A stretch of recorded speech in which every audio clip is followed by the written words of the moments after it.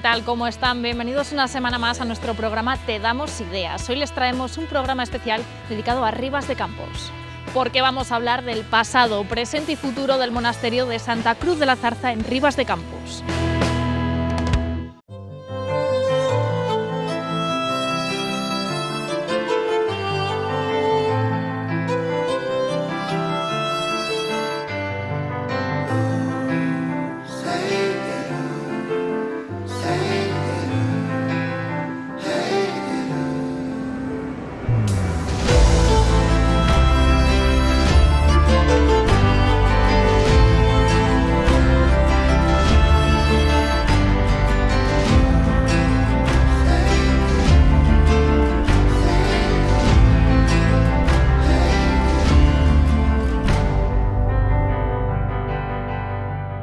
El inicio de la historia del monasterio de Santa Cruz de Ribas se situaría en un lugar que está bastante lejano de aquí, en el norte de Francia, en un valle pequeño que está cerca de París, cerca de una ciudad que se llama Laon, que se llama el Valle de Prémontré.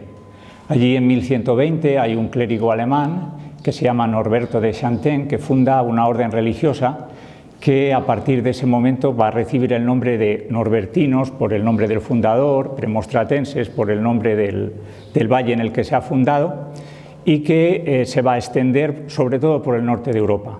Nunca tuvo la importancia del Cister, que había nacido unos años antes, pero tiene casas repartidas por prácticamente todos los países europeos. En el caso, por ejemplo, de la actual provincia de Palencia, pues hay cuatro ejemplos, buenos ejemplos premonstratenses, ¿no? Uno sería Santa María de Aguilar y el otro la iglesia o el monasterio de Santa Cruz de Ribas.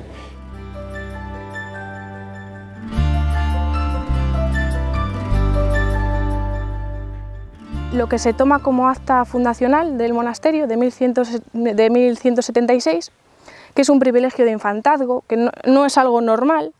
Es un privilegio que se va asumiendo hasta Felipe II durante muchos años, que permiten que estos monjes estén aquí y que sea suyo. Es lo que se toma como acta fundacional del monasterio. Por eso se habla de 1176, el primer asentamiento de aquí, con los premonstratenses, venidos todos de Retuerta. Lo que pasa que se sabe por los muros occidentales del claustro que había ya un asentamiento primitivo, unos canónigos regulares, que no pertenecen prácticamente a ninguna orden, ni comendadores de Santiago ni nada de eso, tienen aquí su pequeña iglesia que están empezando a construir y se asientan aquí. En el siglo XII, más o menos, en 1175, tenemos los datos del primer asentamiento con la orden premonstratense en Ribas de Campos. Todo esto hay que entenderlo en un contexto de un gran poderío económico, sobre todo agrícola, con Santa María de Usillos, con 2 o 3 monasterios más hacia Calahorra, hacia Musco, que hacen que todo esto se entienda mejor de lo que lo podemos entender ahora. Siempre ha habido aquí premonstratenses, lo que nos hace que recopilar historias sobre este monasterio sea todavía muchísimo más difícil, porque la orden premonstratense es una orden muy poco estudiada en España. De hecho, no hay casi estudiosos que la sigan. Vienen desde Estados Unidos, como ha pasado hace relativamente poco, a estudiar este monasterio, porque no nos quedan vestigios apenas, ni nos quedan datos a día de hoy. Esta orden es una orden canónica de la regla de San Agustín, que es una orden muy tranquila, por así decirlo.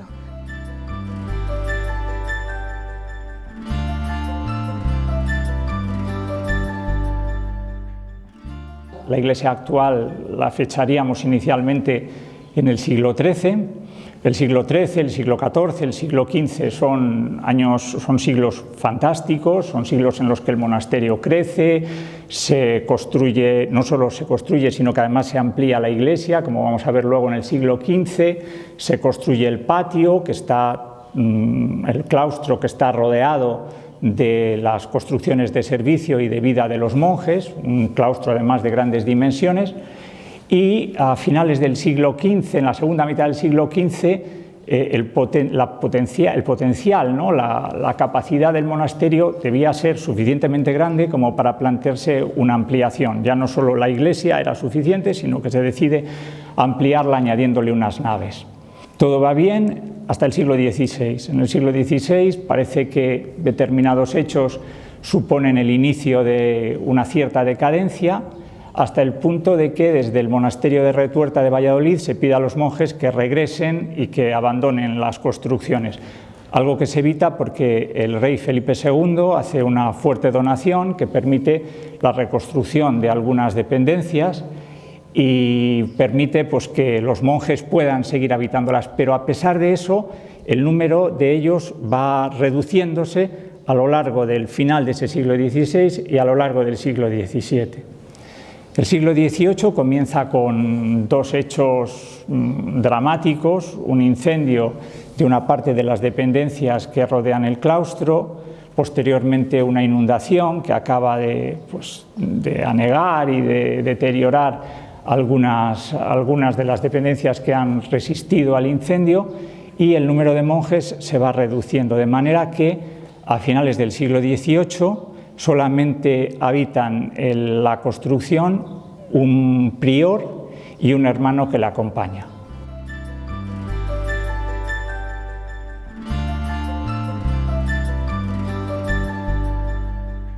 A partir del 67-70 pues entra en una dejación de funciones a nivel estatal y a nivel de administración, y los propietarios de la finca de Santa Cruz que se suceden unos con otros y al final lo compran en el 76 Sociedad General de Lucieza.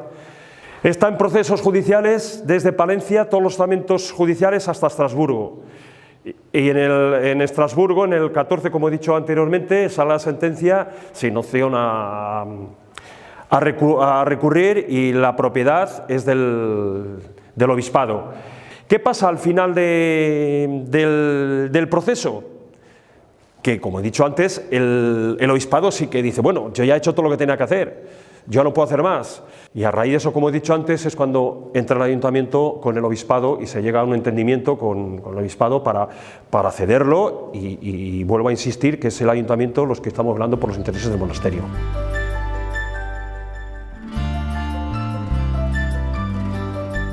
Nosotros, a nivel de ayuntamiento, ¿qué posibilidades tenemos? Pues nulas, salvo que las administraciones nos apoyen.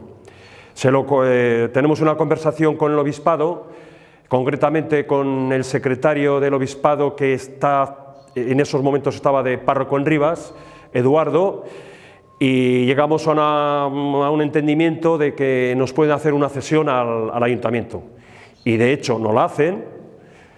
Por 25 o 30 años creo que es, siempre ha habido buena predisposición, tanto los propietarios, el obispado por la cesión, las administraciones, tanto la provincial, Diputación, como la regional, la Junta, nos aprueban una subvención para la torre de 67.000 euros, que ya se restauró. Seguimos luchando un poco pues, porque esto no se puede quedar así. Al final conseguimos otra subvención de la Junta, el proyecto ya se ha hecho, alrededor de 300.000 euros. En ese periodo, como he dicho antes, no tenemos terreno, entonces tenemos que contactar con los propietarios de la finca, que nos hacen una cesión de terreno para habilitar las obras y habilitarlo para aparcamientos y acondicionarlo. También nos aprueban una subvención en el 19 para restaurar el antiguo claustro, sobre todo el muro central, que es el románico. También pidiendo permiso a los propietarios de la finca, porque el terreno es de ellos.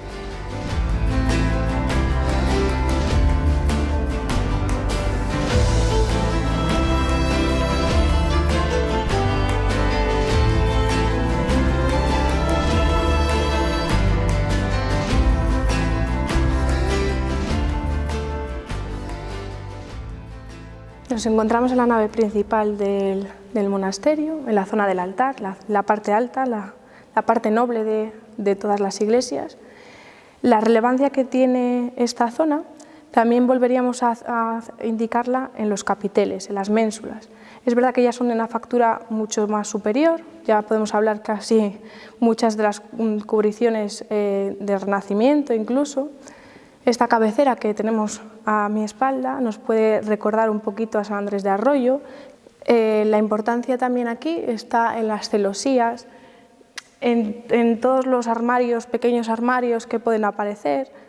Es un sitio que con muy pocas cosas nos está diciendo mucho.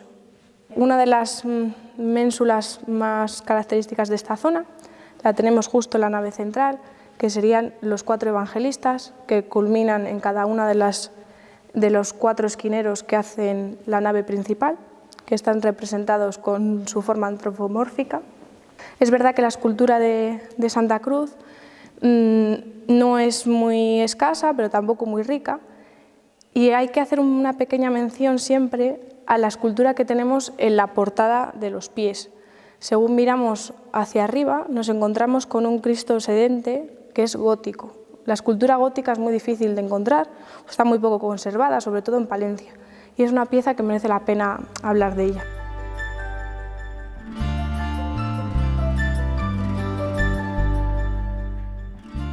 En el monasterio de Santa Cruz de Ribas, como en todos los monasterios, el edificio más importante es la iglesia. La iglesia actual es el resultado del trabajo y de la planificación y de la situación económica del monasterio premostratense, aunque hay autores que señalan que existió una construcción anterior, probablemente a la llegada de estos monjes, y que incluso en algunas zonas de algunos de los muros se aprovechan materiales que podrían proceder de ella. En el caso de Santa Cruz, la iglesia no es que repita, pero sí que está muy próxima al modelo de la iglesia de San Andrés de Arroyo en el norte de Palencia, que es un monasterio cisterciense. Tenía originalmente una cabecera que está formada por 3 ábsides, 2 ábsides laterales de planta cuadrada y cubiertas muy sencillas, un ábside central en el que la influencia de San Andrés es clarísima, con un presbiterio delantero y luego una bóveda gallonada con 5 plementos que nos recuerda mucho a aquellas del norte de Palencia.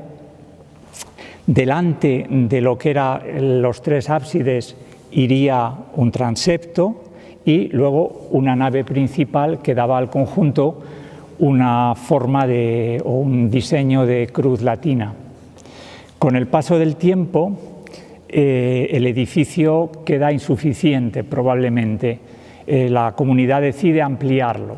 La lógica parece hacernos pensar en la necesidad de dar servicio a mayor número de fieles, y por otra parte la situación económica debe permitirlo. Estaríamos a mediados del siglo XV. ¿Qué es lo que se decide? Lo que se decide es mantener la cabecera y ampliar la zona de las naves y convertir lo que era una sola nave en 3 naves. La iglesia perdería su estructura de planta de cruz latina y pasaría a tener una estructura más basilical.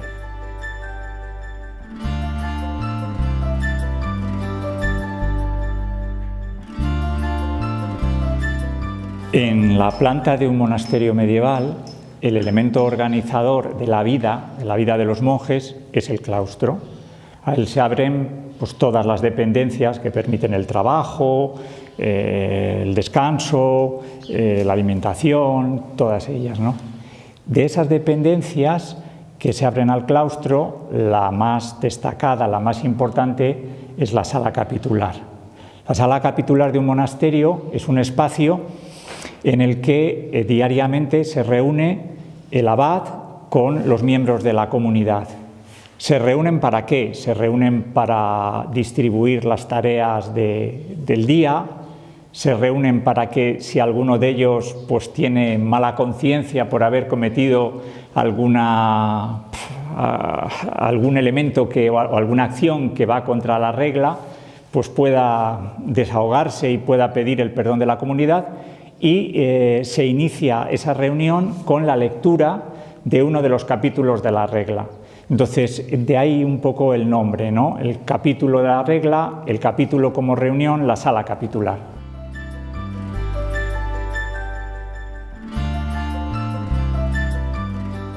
Nos encontramos en la sala capitular, que es la joya de la corona, por lo que se conoce a Ribas de Campos, a Santa Cruz. Es una sala capitular, es el inicio de la construcción de este monasterio. La importancia de esta sala capitular son sus capiteles, como bien sabemos. Estos capiteles, la gracia que tienen o la importancia que nos evocan es la calidad que tiene el capitel, la calidad del tallado. Eso nos habla ya de un monasterio superior, no es un monasterio rural. La fábrica de estos capiteles, como el que tenéis a mi espalda, de aves de rapiña, o el de nudos de acanto, o el de Salomón, por ejemplo, todos esos tienen un calado que no es habitual en estos monasterios rurales o rupestres que podemos encontrar por el norte de la provincia. Si bien es cierto que de aquí podríamos destacar dos, el capitel que tenemos justo a la entrada de la puerta, que tiene 3 caras, que es una lucha con un león, que también es de una relevancia arquitectónica muy importante, el de aves de rapiña que tengo atrás, o el de grifos que hay en una de las ventanas que da al claustro del monasterio. También es verdad que una de las zonas que destaca de esta sala capitular es uno de los capiteles que tenemos en la ventana que mira hacia el claustro, que aparece una inscripción. Esa inscripción nos ha traído un poco locos porque se ha pensado que nos está hablando del autor de esta sala capitular, porque pone Frater Franciscus me fecit. El me fecit no lo pone en ningún lado, se ha ido tomando como que lo ponía. Ese Frater Franciscus nos habla del primer abad que hay en Santa Cruz, no del autor de la obra ni del maestre de obra, puesto que eso en el románico es muy difícil de encontrar. Esta sala capitular se la ha puesto muy en sintonía siempre con la de Aguilar de Campoo, de Santa María, puesto que son prácticamente hermanos, y con el claustro que está hoy desaparecido aquí, pero allí está en pie, sería prácticamente una fotocopia de lo que allí nos podríamos encontrar.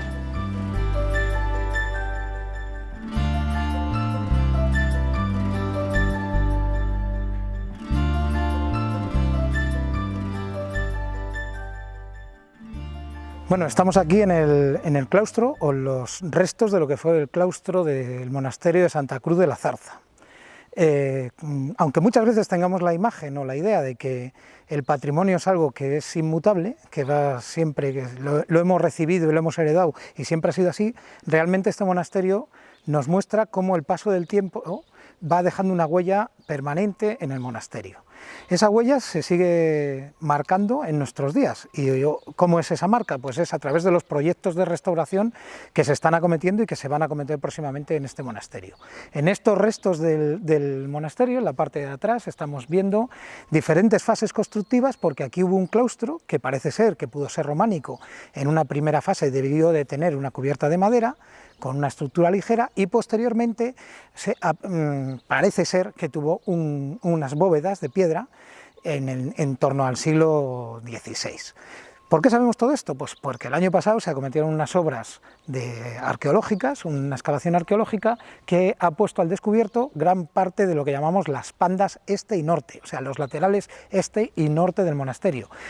Se han recuperado un montón de piezas, se han recuperado las trazas, porque ahora podemos ver exactamente la posición de los muros y las anchuras y las dimensiones de las diferentes piezas, y ahora tenemos muchísimos datos. Eso nos permite abordar una fase de restauración, de recuperación de estos restos, que se va a acometer próximamente por la Junta de Castilla y León, en lo que quizá lo más interesante sea la recuperación de la fachada de la sala capitular, una de las piezas más interesantes del monasterio, la recuperación de esa portada que yo tengo ahora mismo aquí a mi espalda, que es una portada que ha estado sometida intensamente a la acción del agua, porque la cubierta vertía el agua sobre esa portada y ha estado enterrada durante décadas. De hecho, esa portada tenía una última bóveda, la última bóveda que quedaba del claustro, que se arruinó a finales del siglo XX. Se han podido recuperar gran parte de las piezas en esta excavación arqueológica acometida el verano pasado, en 2019, y que ahora mismo están custodiadas en el interior del templo, y vamos a reconstruir una parte del claustro, lo que se llama una anastilosis, aunque sea un término que suene un poco raro, es el término técnico para decir una reconstrucción con las piezas originales del rincón del claustro, de la última bóveda que nos quedaba en el claustro.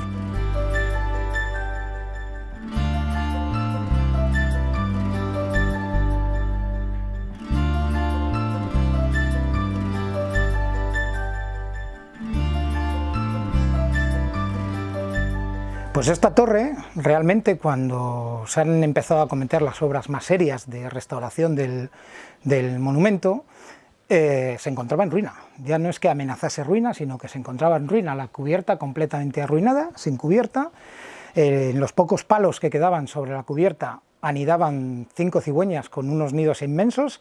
Se retiraron varias toneladas de detritus de cigüeñas y de los nidos de cigüeñas para poder acometer la primera fase de restauración del monumento, que fue precisamente la torre.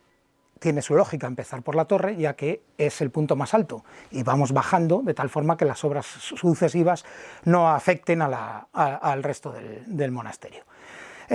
Aquí se optó por hacer una cubierta que se ejecutó en la parte de abajo y se hizo con una gran grúa, porque realmente el acceso a esta zona en la que ahora nos encontramos, que tiene una escalera moderna y unos forjados modernos, era imposible porque la torre estaba vacía. Se consolidó toda la torre con un gran zuncho de hormigón que también se hizo prefabricado, con lo cual se cumple uno de los preceptos fundamentales, o que puede ser fundamentales a la hora de restaurar un monumento, que es la reversibilidad. Si el día de mañana estas obras que hemos acometido con los criterios actuales de principios del siglo XXI se consideran que no son adecuadas, han de ser reversibles sin dejar una huella indeleble que ponga en cuestión o que maltrate los restos que nos han llegado a nosotros. Entonces esto se puede desmontar, por decirlo así, si las generaciones futuras así lo consideran, sin dañar el monasterio. Ese fue una de las claves importantes, uno de los retos para las obras que se acometieron, creo recordar, en 2017, y ahora se va a acometer una obra muy importante que tiene que ver con el mantenimiento de las cubiertas. Las cubiertas se hicieron o se rehicieron con una estructura metálica en los años 80, y desde hace 30 años, más o menos, algo más, están sin tocar, y ahora mismo tenemos unos serios problemas en la cobertura, en las tejas. La estructura sigue estando bien, las bóvedas que cubren la iglesia siguen siendo muy interesantes y muy buenas y no están dañadas, pero es importantísimo acometer estas obras en la cobertura precisamente para poner a salvo esas bóvedas, que es uno de los elementos que se incorporó al monasterio en el siglo XVI y de gran valor.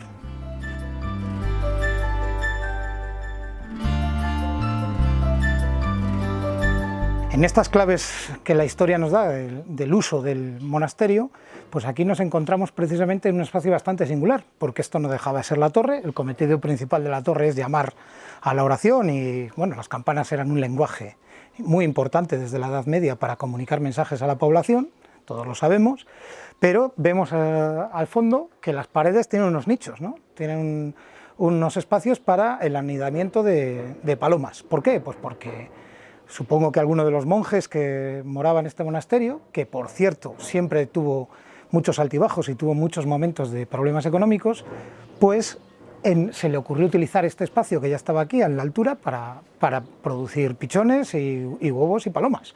Y aquí vemos cómo en esas claves de que los monumentos en cada momento histórico tienen su cometido, su función, y su función principal, como podía ser el retiro de los monjes y la oración, pero su función secundaria, en este caso, la producción de bienes para el propio consumo de la comunidad de monjes.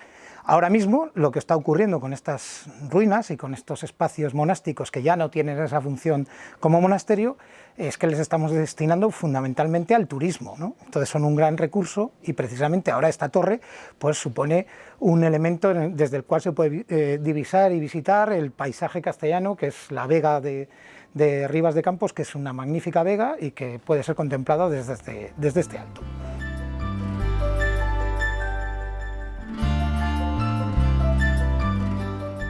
Asociación de Amigos del Monasterio de Santa Cruz de la Zarza se funda pues como consecuencia, como ocurre siempre, la necesidad de aunar la buena voluntad de muchas personas que quieren ayudar y canalizar todos los esfuerzos para conseguir el objetivo, que el objetivo final es la restauración de Santa Cruz, su conservación y darlo a conocer.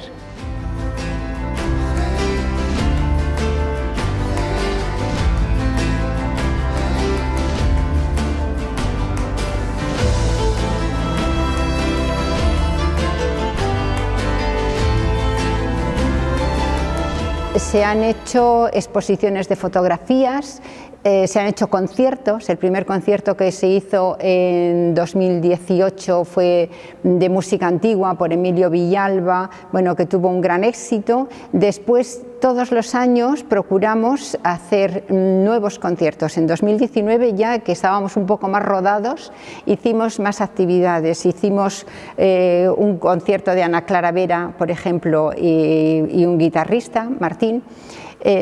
Hicimos un mercadillo también para recaudar fondos con cosas que nos habían donado todas las personas, y luego quien quería se llevaba los objetos y dejaba algún donativo.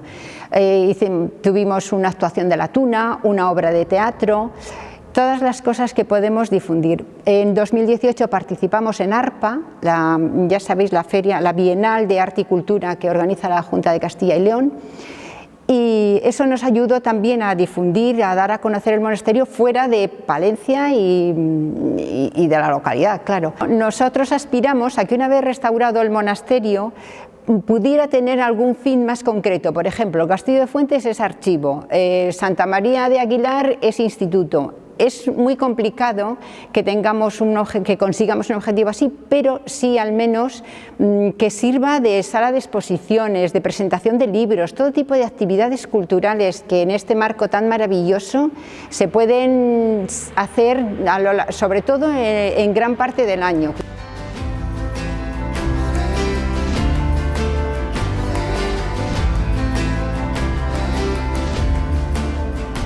Las ideas son muy positivas en el futuro. Estamos trabajando primero para que empiecen las obras y quede restaurado. Y el futuro, aparte de las actividades culturales, tenemos que hacer algo más, porque está bien que la gente viene, lo mira y está muy bonito, además la historia, pero algo más tiene que haber. Y sí que se ha pensado, además estamos en contacto con gente para ver algo que evolucione lo que hay, o sea, algo no visto en temas de luz, sonido, para en el futuro, pues aparte de actividades, pues actuaciones y algo más. Aquí tenéis vuestra casa, porque siempre seréis muy bien acogidos, y hasta ahora la gente que ha venido se va encantada, y esto hay que mejorarlo, y para eso estamos. Y espero que sigáis acudiendo para que esto sea cada vez pues, más, que se llene más y que la gente lo conozca mucho más. Os agradezco a todos los que habéis venido y a los que vais a venir. Os abro los brazos para que esto siga evolucionando a mejor y a más. Muchas gracias a todos.